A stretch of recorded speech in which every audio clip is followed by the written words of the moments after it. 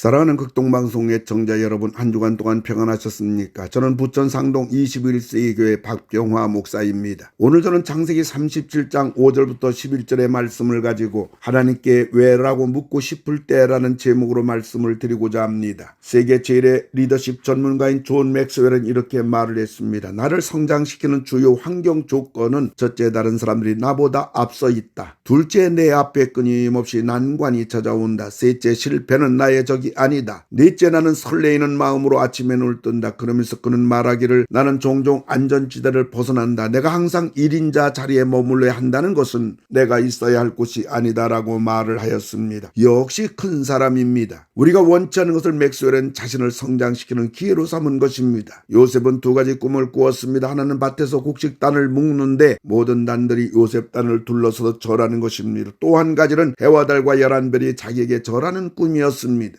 그런데 요셉이 꿈 이야기를 하자 형들이 요셉을 미워하는 것은 물론 요셉을 죽이려고 구덩이에 내던진 겁니다. 그러다가 은 20냥을 받고 미디안 상인들에게 팔아버린 것입니다. 하나님이 꿈을 꾸게 한 요셉, 하나님이 높이 들어 쓰신다고 한 요셉, 그러나 그 결과는 꿈하고는 너무나 멀고 먼 노예로 팔려가는 신세가 된 것입니다. 우리가 기대하는 것과 정반대로 가는 것 같은 상황이 주어졌을 때 우리는 어떻게 해야 하겠습니까? 첫째로는 정도의 길을 가라는 것입니다. 이럴 때 우리는 정도의 길을 가야 합니다. 바른 길을 가야 합니다. 누가 보아도 옳은 길을 가야 합니다. 다른 사람들에게 욕먹지 않은 길을 가야 합니다. 이래야 먼 훗날 내 인생의 고난의 한계가 거치게 되었을 때 후회하지 않는 사람이 되는 것입니다. 그리고 이런 때일수록 감정에 치우치면 안 됩니다. 하나님께 반항하고 자기와 가까운 사람들에게 내가 이렇게 행동하는 것을 정당화할 양으로, 그리고 동정살 양으로 무너지는 길로 가는 어리석은 자가 되어서는 안 되는 것입니다. 자기를 다 파괴하는 소행이고 그것을 나중에 회복한다는 것은 너무나 많은 시간, 너무나 많은 희생을 지불해야 하기 때문입니다. 그리고 자기 주변의 사람들을 너무나 힘들게 하기 때문입니다. 감정에 치우치면 엉뚱한 길을 선택하여 큰 낭패를 당할 수가 있는 것입니다. 우리들이 정도의 길을 가다가 보면 시간이 지남에 따라 마음의 평정을 찾게 됩니다. 그리고 어떤 때는 나에게 다가온 고난이 아무것도 아니라는 것을 알게 됩니다. 그리고 나하고 상관없는 일일 때도 있고, 그리고 이럴 때 내가 어떻게 해야겠다는 안목이 열리기도 하는 것입니다. 그리고 정도의 길을 간다는 것은 주어진 상황 따라 간다는 것입니다. 그리고 환경뿐만 아니라 사람들의 관계도 마찬가지입니다. 다른 사람이 나에게 상처를 주면 상처를 준 대로, 저 사람이 성격이 괴팍하면 괴팍한 대로, 내 마음에 들지 않으면 들지 않은 대로 가만 놔두는 것입니다. 하나님께 왜라고 묻고 싶을 때 우리는 정도의 길을 가야 하는 것입니다. 두 번째로는 하나님의 길을 가야 하는 것입니다. 우리에게 닥친 상황을 도저히 이해할 수 없을 때 우리는 신앙인으로서 가야 할 길을 가야 합니다. 하나님의 무슨 뜻이 있다는 것을 염두에 두고 신앙의 길을 묵묵히 가야 합니다. 교회 나와서 예배도 더 잘 드리고 봉사하는 것도 놓치지 말아야 되는 것입니다. 그리고 우리는 하나님께 감사 조건을 찾아서 감사해야 합니다. 지금 힘든 것은 사실입니다. 그러나 한 번 더 생각해 보기 바랍니다. 더 큰 어려움, 더 큰 아픔, 더 큰 고통이 되지 않았다는 것만 해도 하나님 앞에 감사할 수밖에 없는 것입니다. 그리고 우리 하나님께 기도해야 하는 것입니다. 오늘 내가 처한 이 환경을 잘 감당할 수 있도록 기도해야 됩니다. 그리고 이 문제를 해결해 달라고 기도해야 되는 것입니다. 야고보 5장 13절을 보면 너희 중에 고난당하는 자가 있느냐? 그는 기도할 것이요 즐거워하는 자가 있느냐? 그는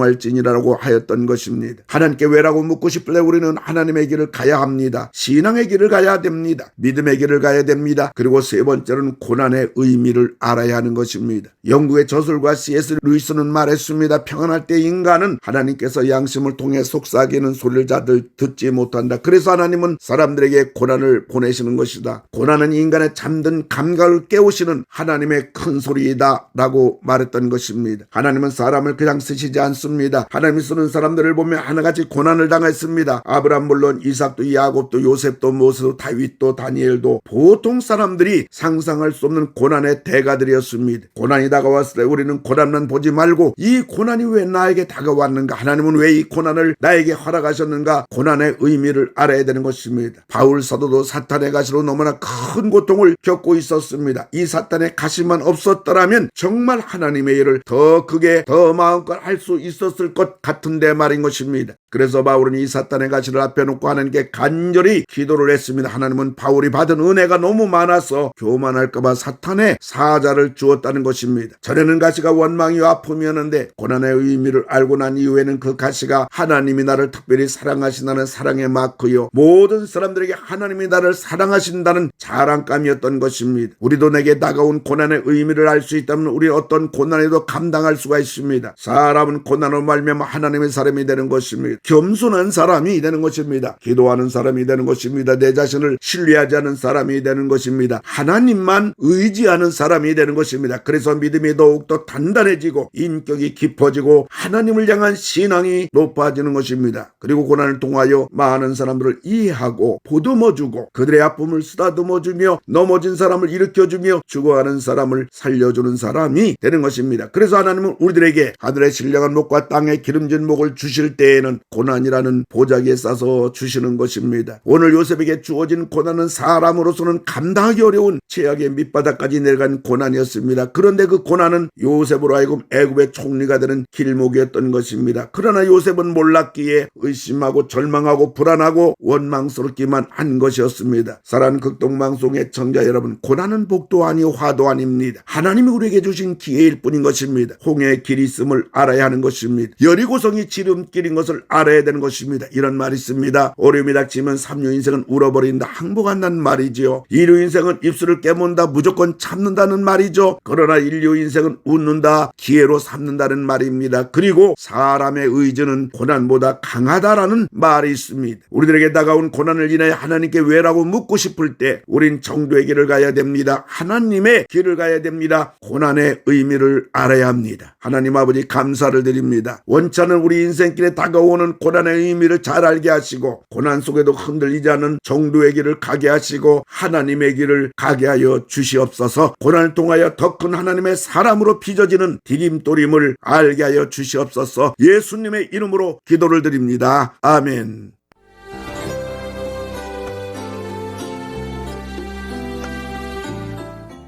내가 매일 기쁘게 지금까지 부천 상동 21세기 교회 박병화 목사님께서 말씀 전하셨습니다.